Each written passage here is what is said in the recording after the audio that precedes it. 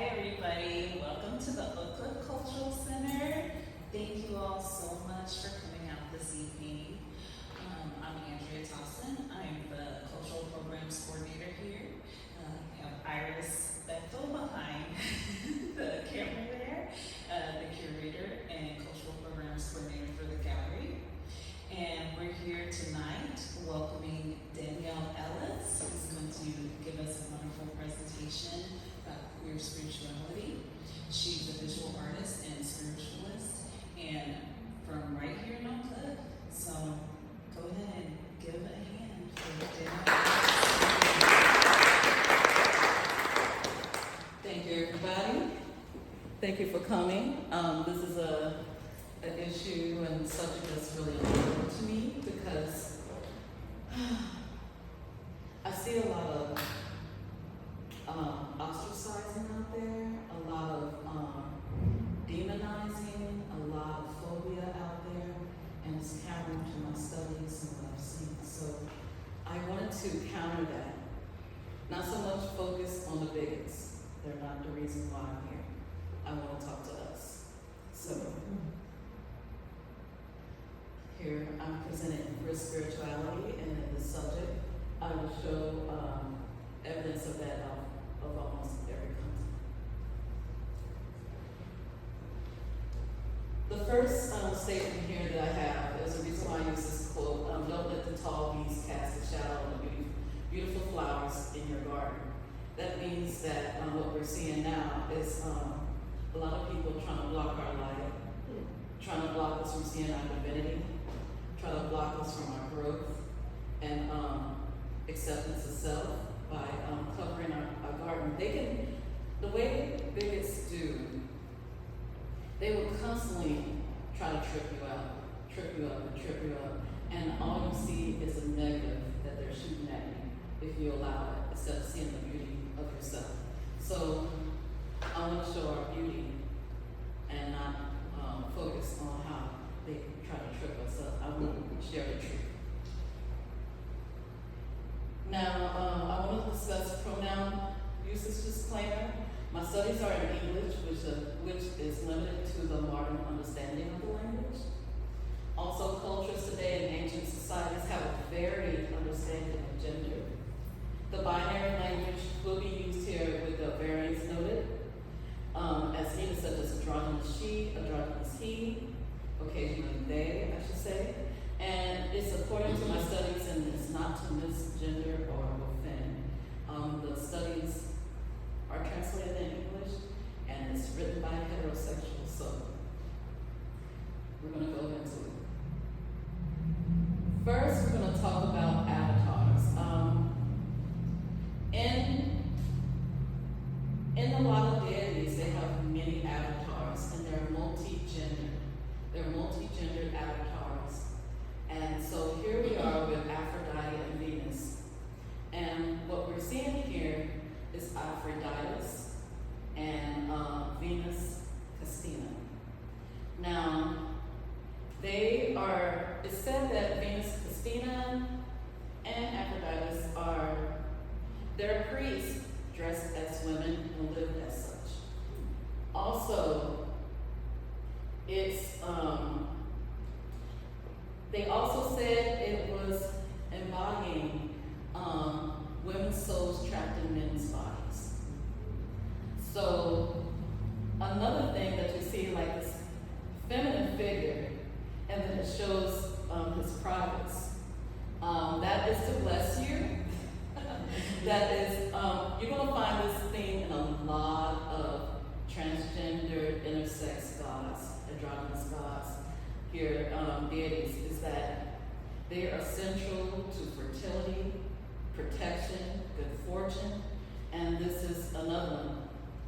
Aphrodite is interesting, it's associated with the moon, and that's also where we learn now that moon is feminine, but Aphrodite is associated with the moon because it's considered part of time, part of fertility, and everything else. So the fun thing about them in ceremony is that at festivals and ceremonies for them, the men would dress as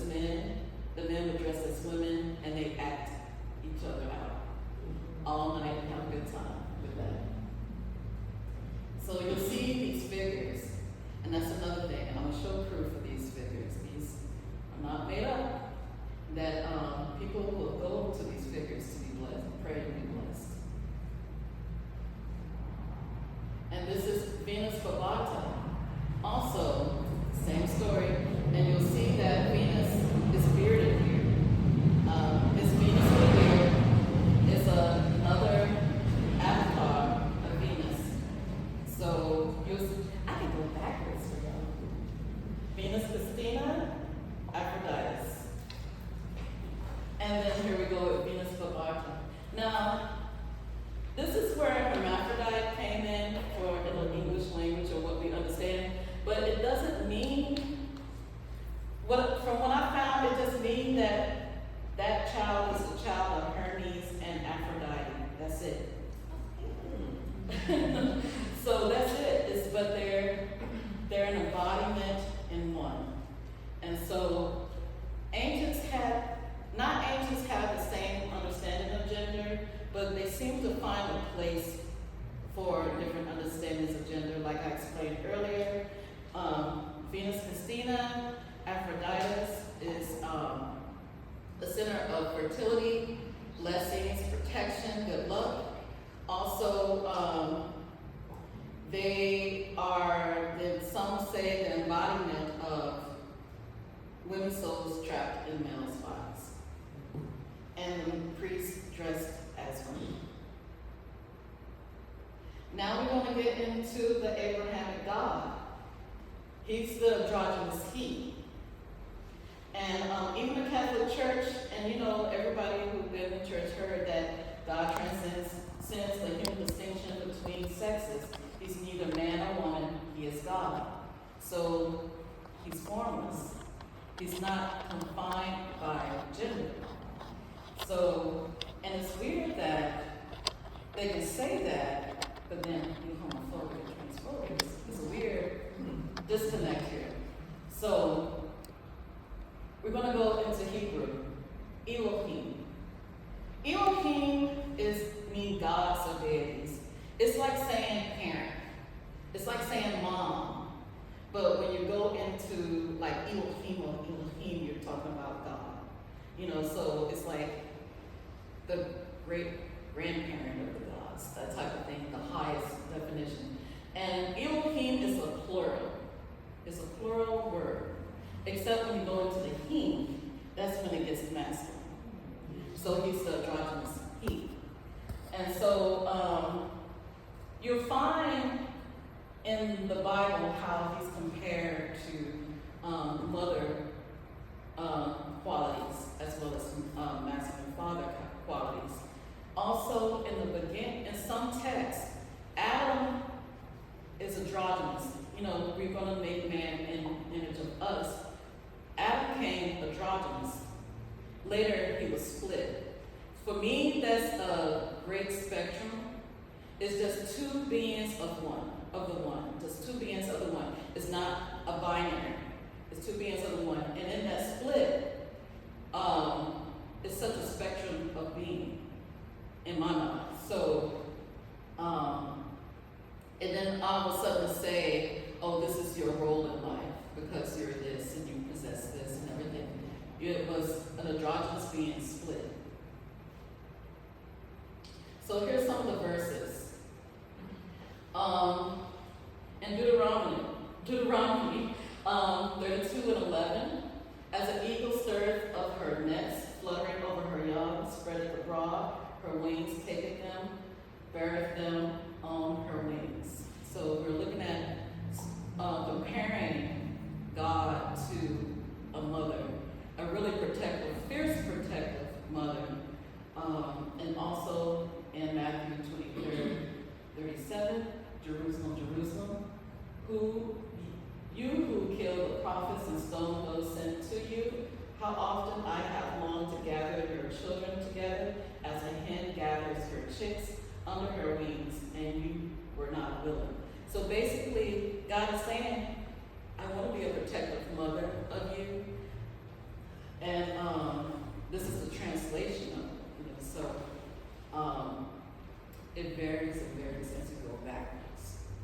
God is neither man nor woman, but I guess patriarchy, they go with what they think is nice, I guess. Now we're going to the Gnostic beliefs. We're going to talk about Barbelo. Barbelo is the first thought, the mother father.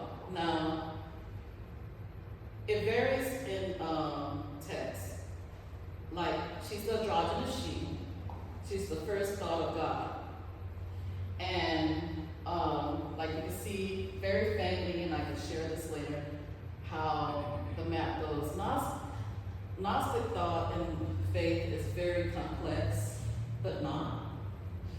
And so she is not created by the God we understand. She became when he became, because there's a higher being. And so she is the womb. She's always considered androgynous she. And she's the first thought, the mother, father. It's in the text. And she has these entities. Like, there's a lot of traits that we look for in being and everything. They're not gender. Being truthful, being honest to self, that is not gender. All these things that we look for to be in our higher self is not about gender. It's about being in our form, in our true form, and living it out in the clay that we're in now. Excuse me. You ready to go? So, basically, these are the 5 entities that she asked for of the Father. She's sometimes considered the first human. She doesn't involve herself in our ongoings. She only comes when necessary. She's kind of roaming and watching. And she asks for foreknowledge, incorruptibility, eternal life, truth. And she, in forethought, it's like these are the 5 androgynous beings. These thoughts in itself are beings in itself. It's like you find in Kemetic faith and others where elements have their own names. Same with Gnostic thoughts. These elements, the wind has its name. Stuff like that. And so these androgynous beings with their partners are a group of 10 entities, and they together are the Father. So they're the embodiment of one. It's like seeing your body. Your head is part of a body.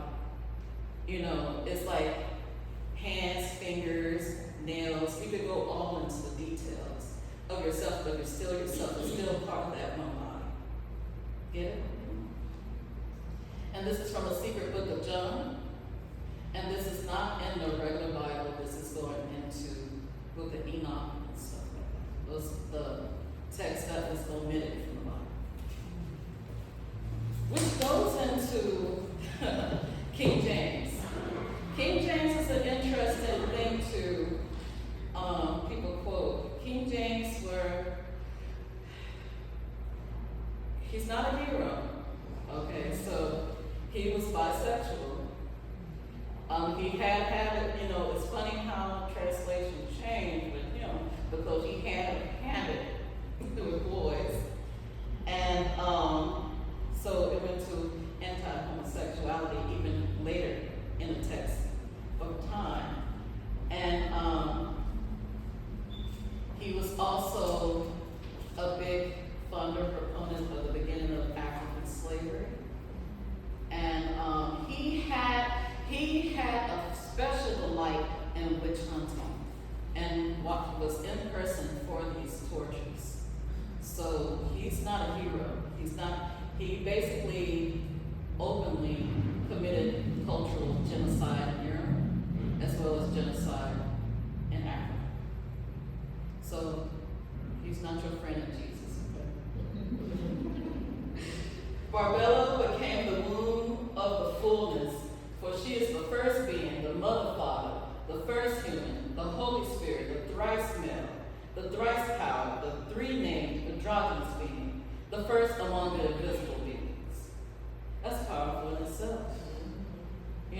So basically it used to be back in the day, it was the mother, father, son. Now they omitted her and made it the Holy Spirit, just like this thing, So they try to keep it super masculine, but they're ignoring Barbello. Barbello is androgynous she, but she is the womb. She's the first thought. That's a powerful thing to say, triple male, triple power, three named androgynous being. So she is the whole thing at the beginning. Now we're going into Africa. Let me know if we're going too fast. We're going to start with the Dogon spirituality, and we're going to talk about the Nomo. The Nomo are androgynous, aquatic, mermaid figures of the faith. As this is explored into the first creation, and they're mostly androgynous. They start off with androgynous beings, and they created us. And so you see in here, they're bearded, they have breasts. Some have like fish ends here. Some you'll see still have breasts, bearded, and have genitals here. So they were said, they're also called the master of water, which I think is the master of flow, the flow of being. And so they are ones you pray to, they are ancestors. And this is in Mali and everything. So I have one of these. These are ancestral figures here. Like you'll see, and it's a combination of what's the best of the genders. Like you'll see the beard, you see breasts, you see the spirit figure being a mother to the community. When you see mother figures, a lot of times in West Africa, they are portraits. So these women, like I'll go into the women. The women in different West African cultures, they have these figures. These women were great providers of the community. And so it could be masculine, it could be feminine, but these masculine men have the same traits and they will portray that in art. So, but then these ancestral beings, they're the combination of both, and they are on your altar and they are worshipped and in connection to your line. And I think they're beautiful. They're not discussed enough, but there are so many examples of this, of where these bearded figures with breasts, pregnant bellies, round bellies, children nursing, all that. Now we're going to movement faith. There are so many deities, and they have many avatars. You know, you could think Ogun. There are multi-avatars of Ogun. There's multi-avatars of Oshun. There's male Oshuns. There's female Legras. You know, there's multi-avatars. They always, and they have their own life and being, story and being. And so we're going to Abatala. He's an androgynous he. He's actually the creator of human beings, and he owns all of our heads until it's decided in initiation. And even after initiation, he could be the one that owns your head. He requires a lot of peace, quiet. One thing about him, he doesn't like salt, he likes whites. White everything is offerings. You're not allowed to drink, because there's a story of why he messed things up when he was drinking. So you'll see this, like this picture, you'll see that a lot in Brazil, you know. So there are depictions of him as an old man. There's also depictions of him as a mountain. So the thing is about a lot of these deities, they are shapeshifters. They are formless. They are mounted, you know. And then Old Moon. Now, again, he's another one. He is a god that's over the deep, deep. He's over the ocean spirit and the deep, deep. And he's the one that holds the riches. So you ask for him for protection. Say about the, you know, the protection, and he stores riches to you. He's of prosperity, and he's a very, very, very, very, very powerful being.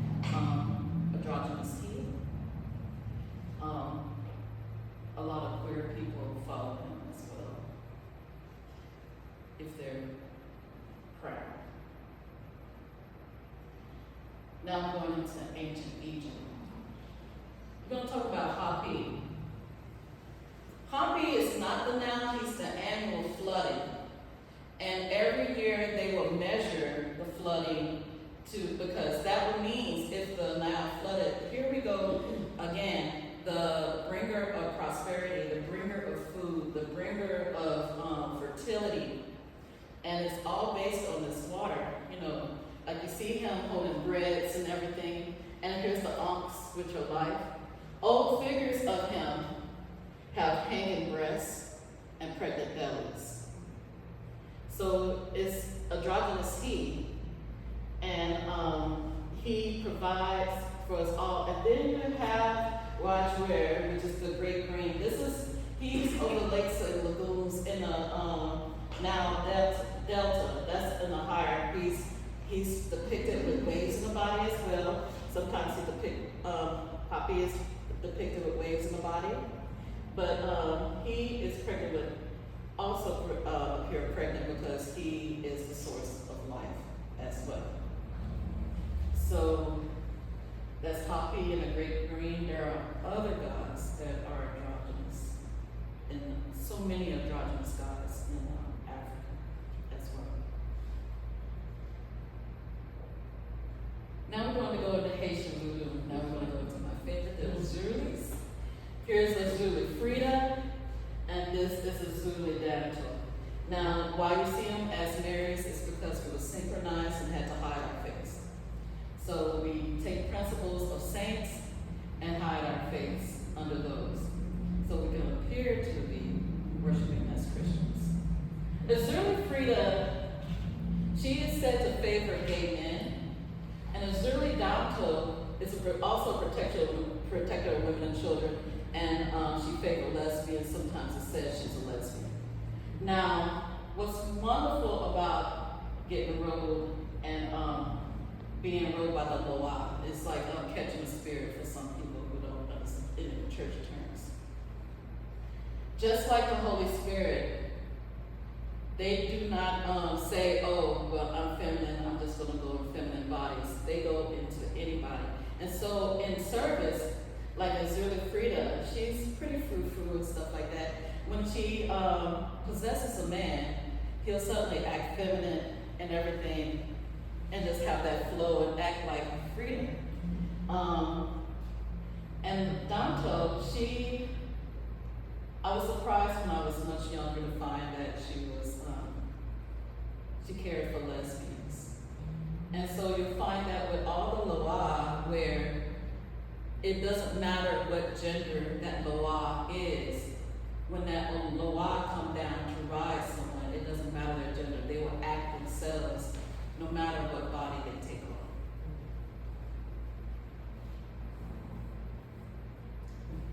Now we're in Mesoamerica. Hochapilli. Now, he's the flower prince. I think that was so beautiful when I found out a flower was associated with a prince, because in the way we think flowers now is all feminine. But he's the flower prince. He has a sister, and they're the combo of one. But he possessed the feminine. Just like a flower, it has everything in it, the stymon and all that stuff in them. But he's over the arts, he's over fertility, he's over psychedelics and patron of homosexuality. And here's where we get deep on this, is because this is not a death face. This is people esoteric, deep in going into other worlds space. You're going beyond the physical world here. You're traveling. And in his statue, all around him, you'll find every psychedelic on him, natural psychedelic, that was used as medicine back in the day. And this is where oppression of people, oppression of homosexual, oppression of being all combined, because when the conquistadors came, they made everything that they did illegal.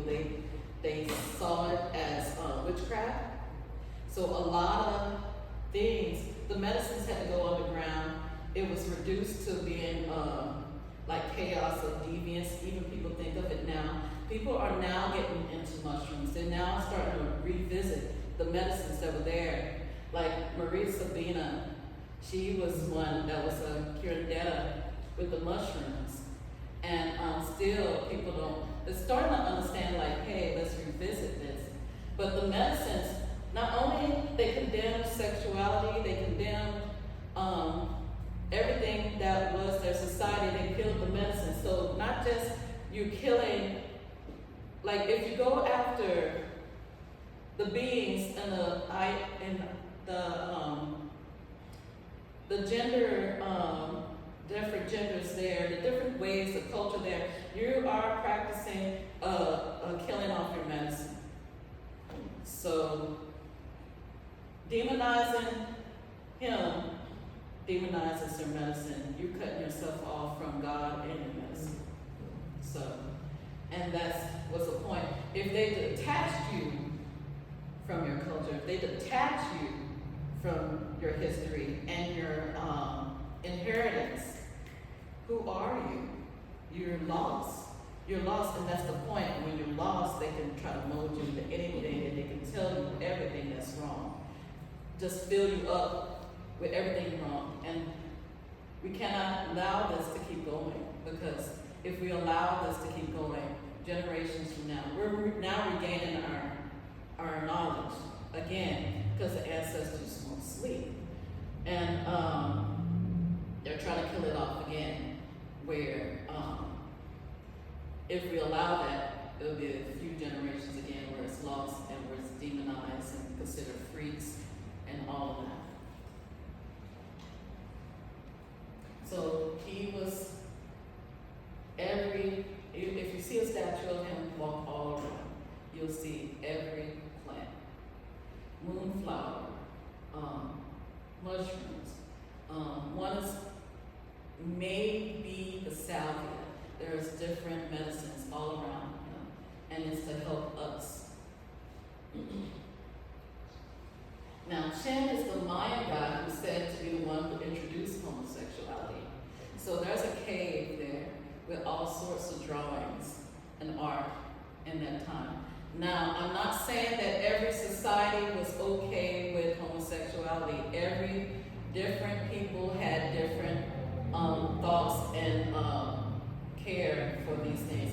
It says that the Aztec may have been not too great about it. There was another one not too great, but then there was societies that had houses where there were masculines dressed as feminine, where you could go visit. It was like a brothel or something like that. So it was a place to go. And so you see these, you can look online and see these different drawings in the cave. So it was not unknown. It's not a modern invention. The gods brought it. Now this is going into a subject that I would really like to explore more. There is, like almost every continent, there is this creation story that involves the rainbow serpent. And we're looking at the Aboriginal spirituality here. This is the rainbow serpent, who's a creator deity. Sometimes addressed as feminine, masculine, or androgynous. Like, it's interesting, this rainbow serpent coming up as far as the creator of all things. Then we got Dambala, who also is this rainbow serpent, and he's married to a rainbow. Even my godhead in voodoo is a rainbow serpent, so androgynous. He synchronized with Jesus and Shiva. So you'll find that. And then there's also Mesoamerican rainbow serpent, the feathered rainbow serpent, and talking about creation and everything like that. So there's these beings around, and that's why I don't really dig St. Patrick's Day, talking about the killing of snakes, because where you find a snake, you find a goddess, and you find multiple genders. So you will find that. So to kill that,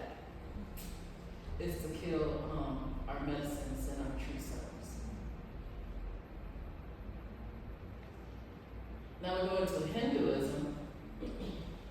Now the deities in Hinduism, is a lot of flow there. They change genders so often. Even Shiva, there was a deity that changed from masculine to feminine, and Shiva was all about them, and they had a child who was androgynous. And here, Shiva and Shakti, one story is where his wife wanted to experience life like him.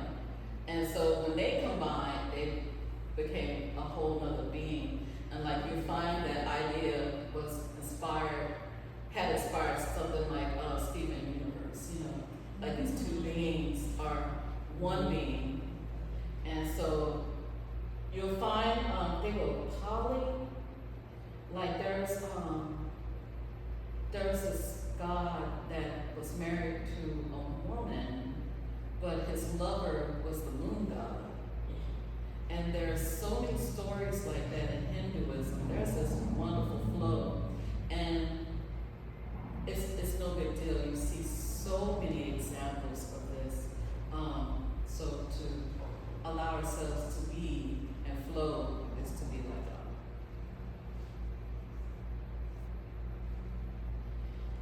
God. Lakapati, this is in the Philippines. Again, another example of how transgender, intersex beings is the center of fertility, prosperity, food, health. Basically, these beings that they're trying to make illegal were embodiments of the gods that were central to the well-being of our societies. So they sing songs to her, they make offerings to her every time during planting time. And she and the Hinduism, there are so many examples. There's examples in Japan, the spirit of the fox. You'll find that like Loki, fox figures, Zeus, they're shapeshifters, even Satan is a shapeshifter. And so gender means nothing, you know what I mean? Gender means nothing. Am I going too fast? Okay. All right, this is an excerpt of an article I written called Wild Weeds that appeared in Radical Threads last year. And this is a section of it, like there's something poisonous about order in a way individuality is oppressed and tucked away to be blended in the sameness of lawns.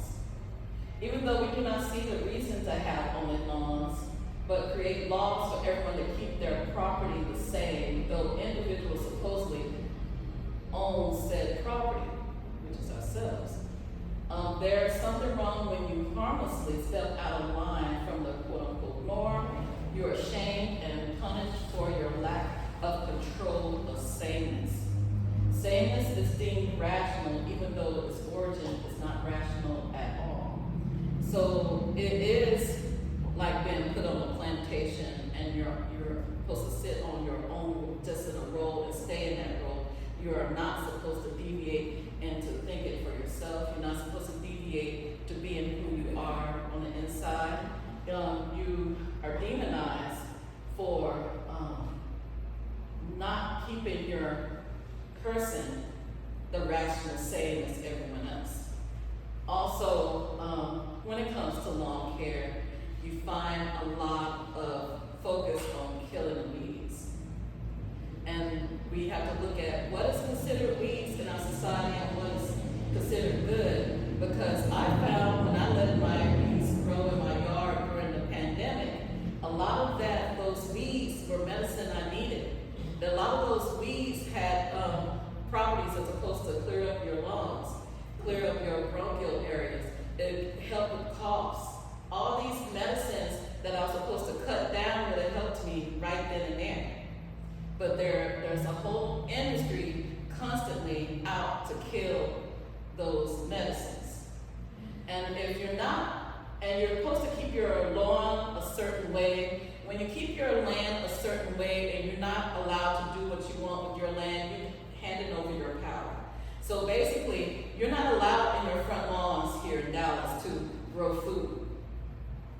You're not allowed. You have to look like everybody else.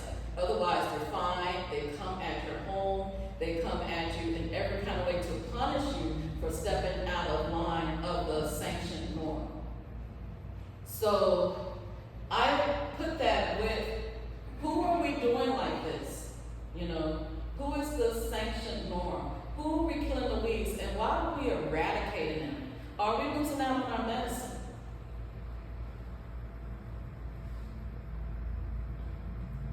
And let's see if this plays. Who you calling sorry looking?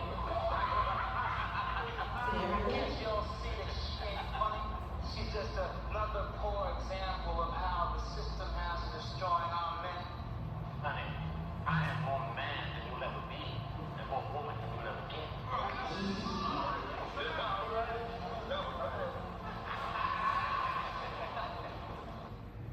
That's from one of my favorite movies, Car Wash. Antonio Vargas was the king to play that role, and he humanized that figure so well. He was not above Joseph McClown to me. He was there, he was washing cars for everybody else, and the scene embodies to me how it's like a two for it. When you find yourself in spaces that you're supposed to be in cultural spaces to feel safe, they're saying that your being is a corruption because you allow the man, the system, to corrupt you. At the same time, it's weird because the system is out to kill you. So it's like where you find your space, and it's an ignorance. Even though they are opening their minds culturally, they're still colonized because they're not understanding or recognizing the variance of gender, the variance of being. Because it's there. There's nothing wrong with that character. There's nothing wrong with that person. They're minding their own business. But because they're not in the sanctioned binary, they consider it something to ridicule and eradicate. Like you'll find people, not all skin folks are kin folks are skin folks, not all skin folks are kin folks, as they say. So it's like you'll find people that's supposed to be for you, voting against you. They laugh in your face, they like you for entertainment, they like you as the clown, but they're in the booths just, or in the churches just wanting for blood. They want to kill you off. So these are some traditional gender identities. Some. Even they just said Mooksy here. There are a couple of more in that area that's not named. This is what have been excavated around the world of different genders. And this is where colonialism messed things up. They did it here, and they did it with another group here in Africa. Like in Dominican Republic, that's with these kids. They start off as girls, and they grow up to be men, like in this small section of Dominican Republic. And it was just accepted. What did modern Euro scientists do? They went in, not to accept them as they are, because all they could have done, saved their ass and to save time and just accept beings as they are. No, they went to study them to find out what's wrong with them and what's wrong with them and to correct it. So now, these children are considered freaks in society. They are, is what existed for years, hundreds of years, is now considered abnormal. So they're experiencing, they're really saying, oh, they corrected, they threw in this spot artificially, but the thing is, that's cultural and medical genocide. That's cultural and medical genocide. Instead of just accepting people as they are, they prefer to go in and perform cultural and medical genocide, and it's all connected because they also demonize their own medicines. There are so many herbal medicines around the world that has not been studied by the West, but it's been used, and they have people abandoning them, saying, oh, this is the best for you, but their medicines come with so many side effects, and it's false interpretations of some of the medications that was already there, causing people to abandon their culture, abandon who they are, abandon their medicines. Again, makes people open to fill them with the thing that make them demonize who they are completely. And also, it's not profitable to leave people alone.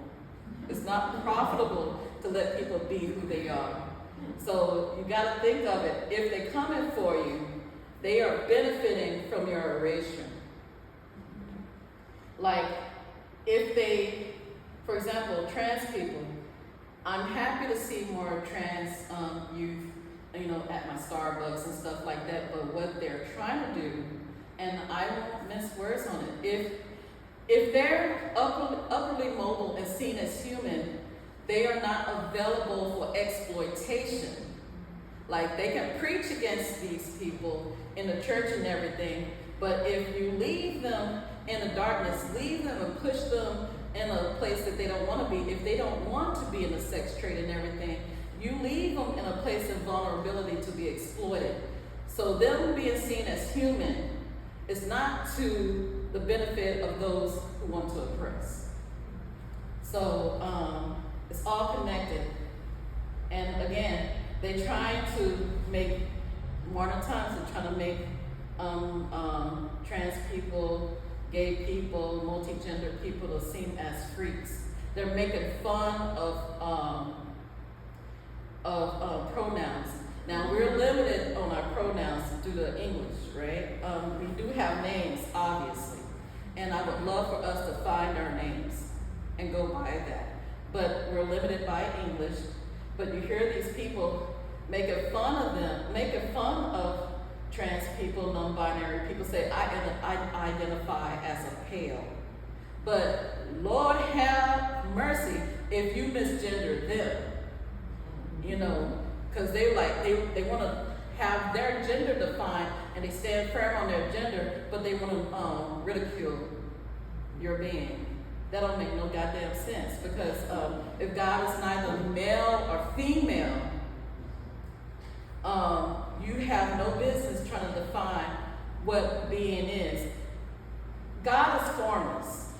Being of the deities, as you see here, are formless.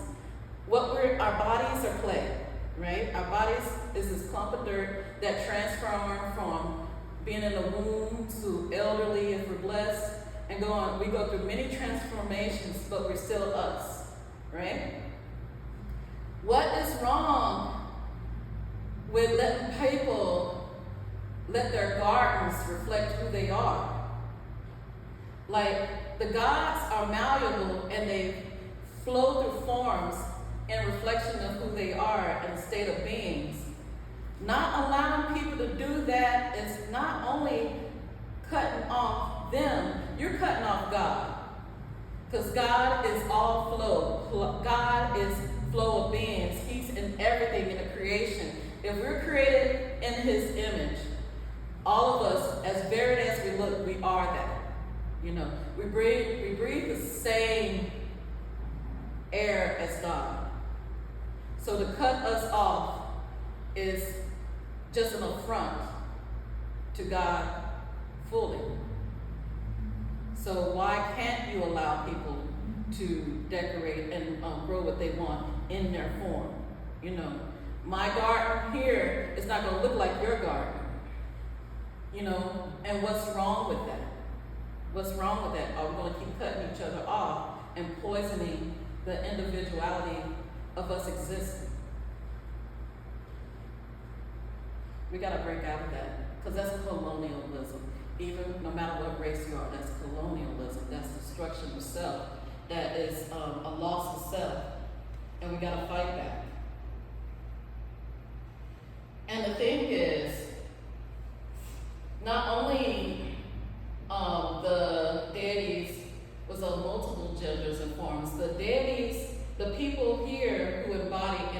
sex, androgyny, and whatnot, was also considered sacred and priests. They were central in our worship. They were central in connecting to God because they embodied God in a special way that not everybody does.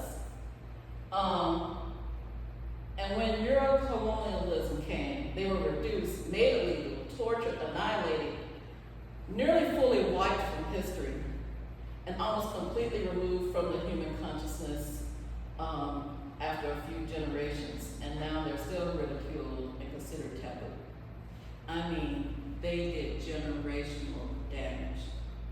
Like, if you even feel that you're a certain way or different, you'll be shamed to stay in that sanctioned normal, and it's like walking suicide, you know, you're walking death. You're never gonna fully be who you are consciously. You never get that opportunity to be who you are because you're feeling pushed to stay in those lines. So in this short life, you never be exactly who God created you to be. So that's my talk. From here, I'm going to show you, you can get your cameras out. There's going to be a lot of books, resources that you can go find. Some of them you can find in scripts. Some you may need to go to the library because some of them are expensive. Some are available in certain areas that shall not be named online that we know of. The mini box place. So, so they are available, but we're going to hear a song from a local artist that's a friend of mine, dear friend of mine, named Kali Mars. They are a non-binary, beautiful singer, house singer, and this is their latest song, Love Is, and you're going to see that as we play different resources for yourselves. See if it plays.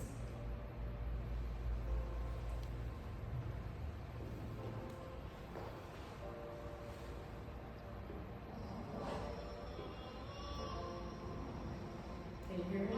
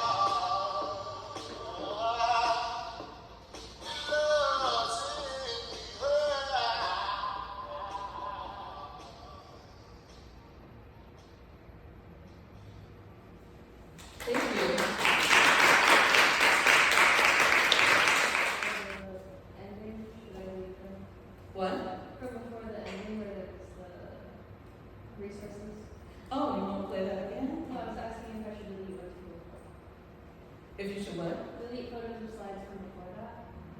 No, you need to see those again? Oh, no. Okay, I'm gonna share that video with the resources on my social media, on Facebook, Instagram, on the Brass Fly, and TikTok as well. So you'll have a resource and you get to listen to cool music as you do so. There's so much. Yes, ma'am. So on the slide that says some traditional gender identities, is that, when you say traditional gender identities, those are like identities that were erased via colonization and what have you? Yes, some of them were, and some are still existing. Like the Mutsi is one that still exists. And the thing is, gender and sexuality are different. So you can find Mutsi with wives and children and everything, as well as dealing with same-sex relationships, or they would be fully trans. Sister girls, brother boys are current. They are current. The Polynesian identities, I'm gonna mess it up, but they're current.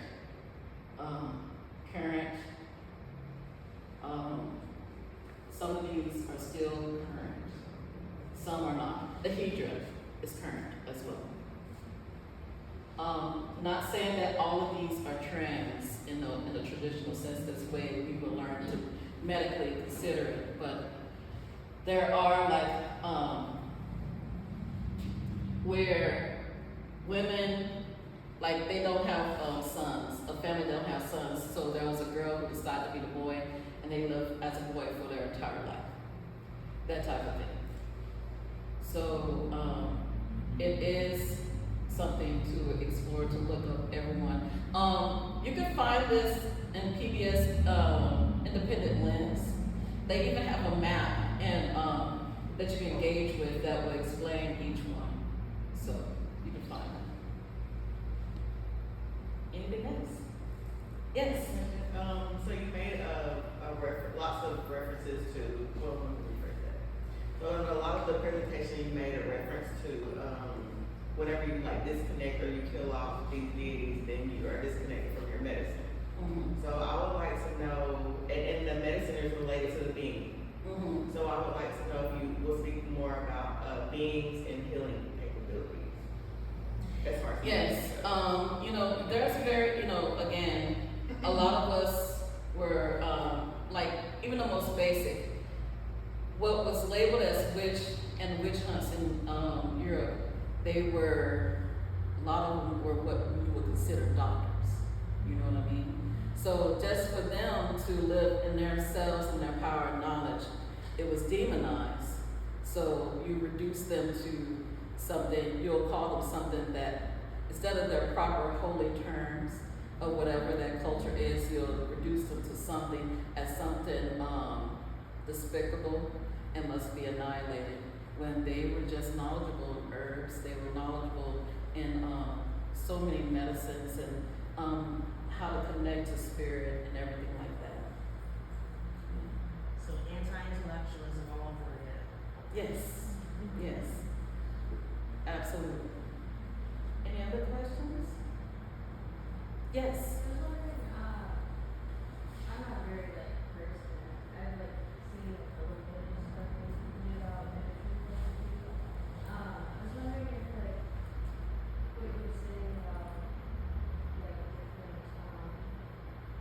different variations of the gods is masculine and feminine. Is this really primary ones or God ones? Mm-hmm. Your knowledge. Say what again? Last part? If they also had different variations of themselves that were androgynous or hermaphrodite. Yes, they did. They had, again, like with the Venus one, they were, let me go backwards.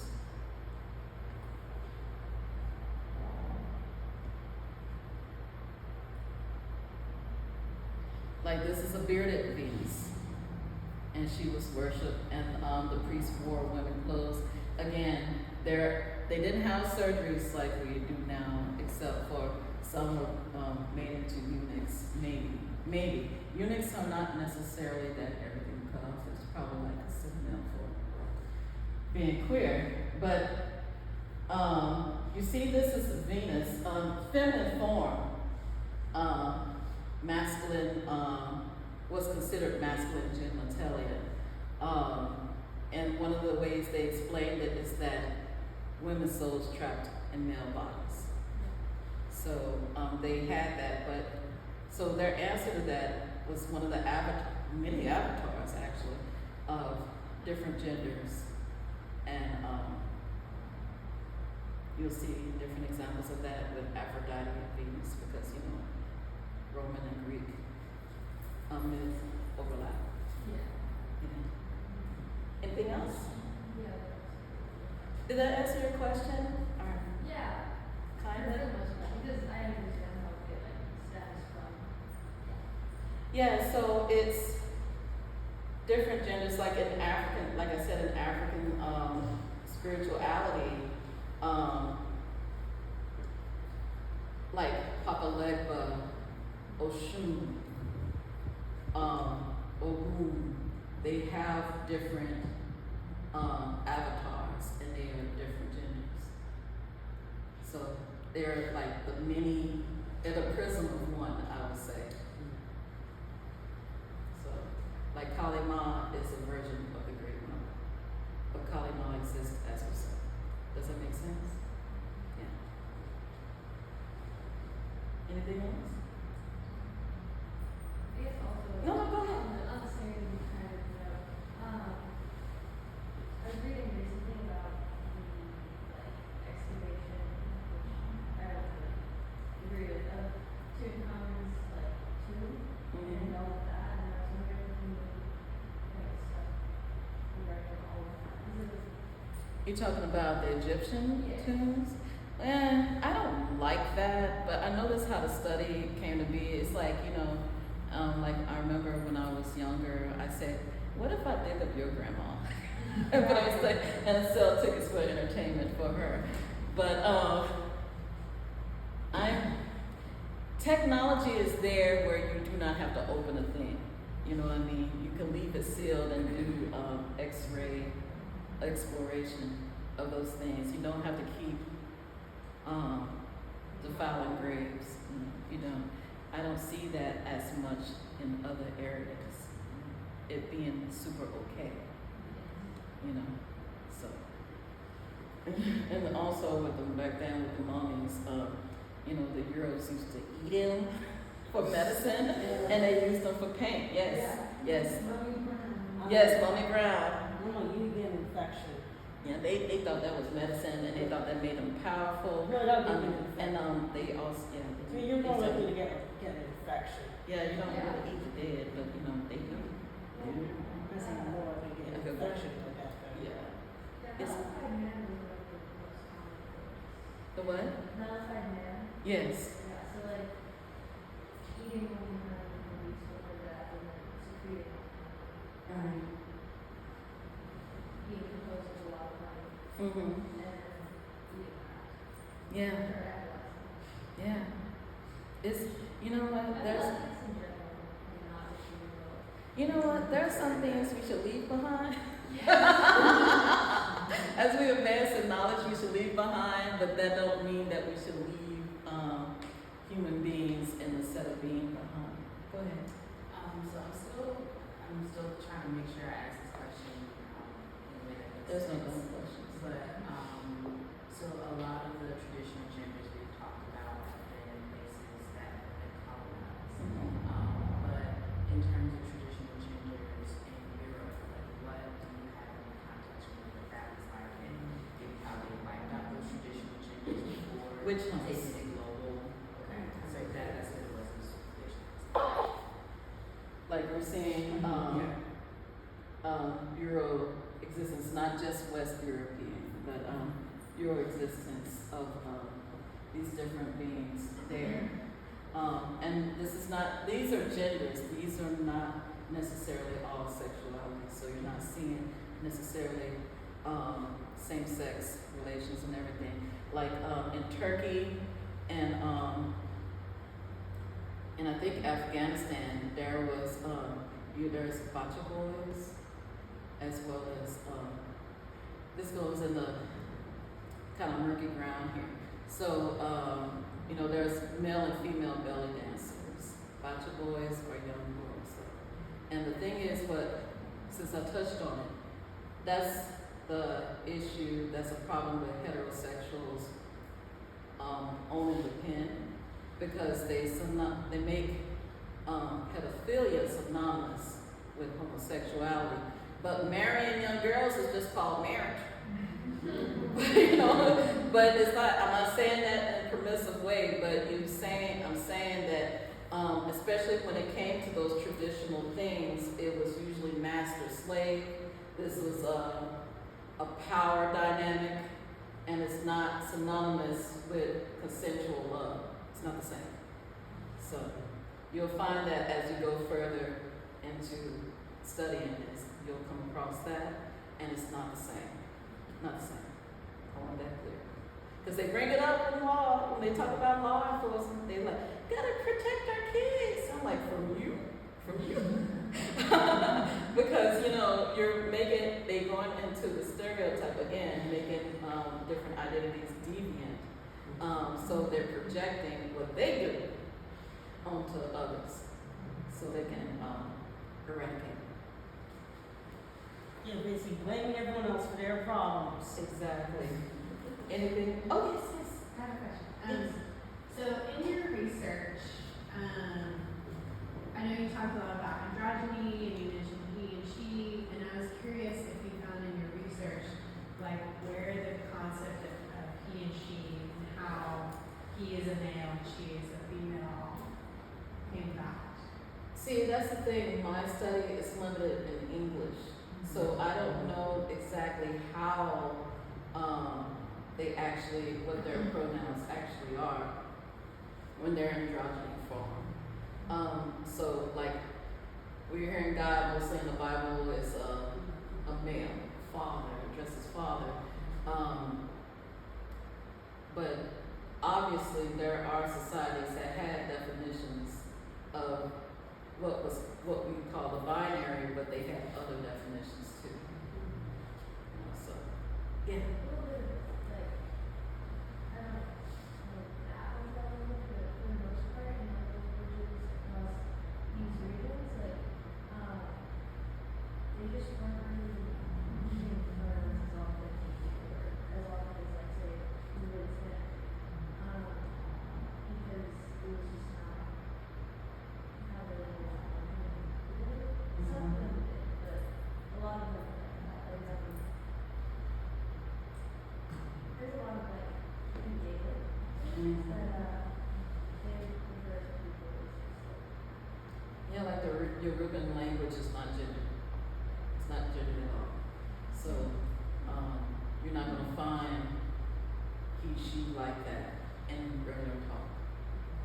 So, that's the problem with being limited to English as we know it, to research these things. I wish I had more grasp of other languages, but most of the languages that I would be more familiar with are gendered.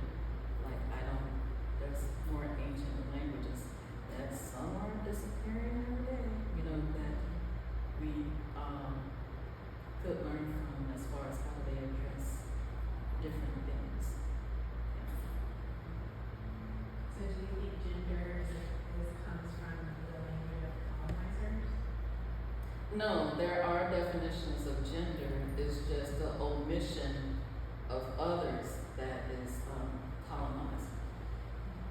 To eradicate the other genders is the colonization to force oppression on society. But everybody had genders. Yes? I was just curious specifically, wondering, are the Maori people on this map, or is there, I couldn't tell because of how, I couldn't tell if it was in the beginning. There was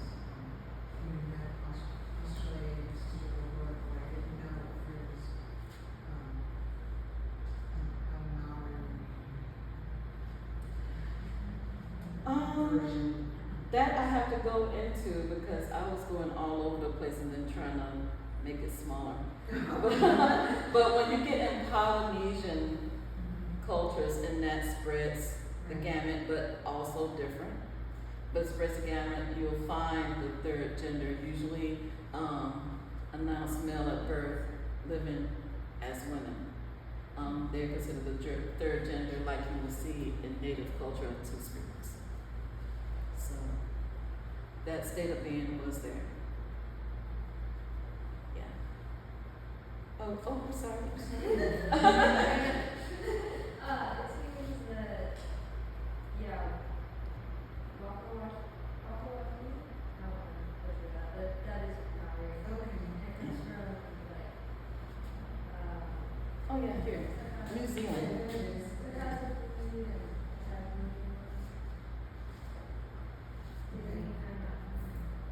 I wonder if that's Melissa's pregnancy. It's a blurry thing too, so you know it's the only way. So yeah, there are other ways of being, not the sanctioned binary norm or abnormal norm. The oppressed identity of who we are, the very state. Any other questions? Oh, I'm not the expert, by the way. I'm a casual, constant study person, and when I saw that of various faiths, even pagan faiths, saying anti-trans, anti-homophobic things, and I was like, you just freaking dead wrong. You're dead wrong. I'm not gonna focus on you, but I'm gonna tell you why. So I started with making little films on TikTok, introducing some of the gods that I mentioned here. And I got distracted because I have ADHD and stuff. But it's like, so when I got the opportunity to speak more on it, thank you, Andrew and Iris and Oak Cliff Cultural Center, I did so. But I didn't want to go hard on all the evidence. It's a lot of research, it's continued research, you know. You should be proud of me. Oh, thank you, because I'm like,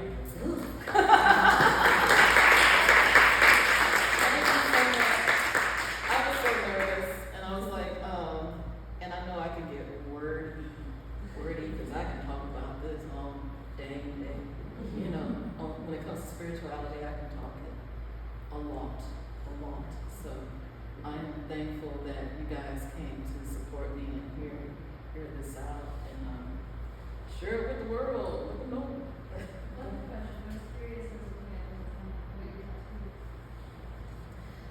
This is a deeper symbol. It's like a measurement. It's like a quality control.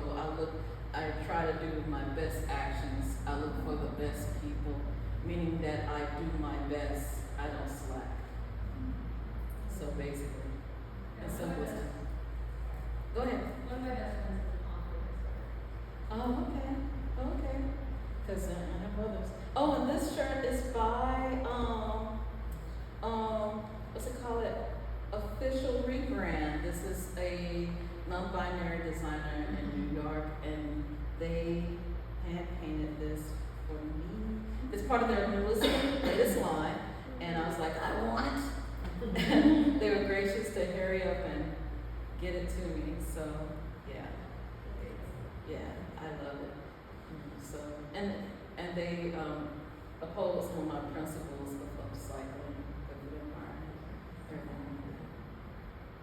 Oh, and I can always give y'all a listing of trans, non-binary creators of medicine and clothing, to compile that as well.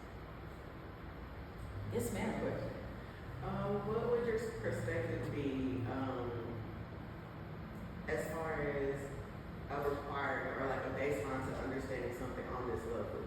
Would you say that you have to, or like it would be good for you to have expanded thinking? Like when we have conversations with different people in the community, would you say that that's something that you have to have the capabilities of, or the openness to expanded thinking in order to understand how this is real and applies? My dad told me years ago that you can't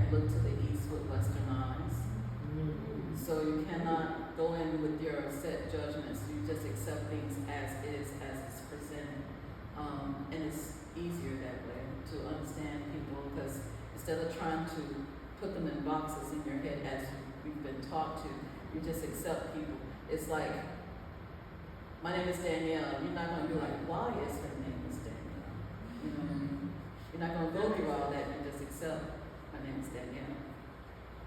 That type of thing. So basically, it's not really having to be like a super high-minded or some super esoteric in some state. It's just going into spaces like you would when you meet anyone and just know that they are. That's it.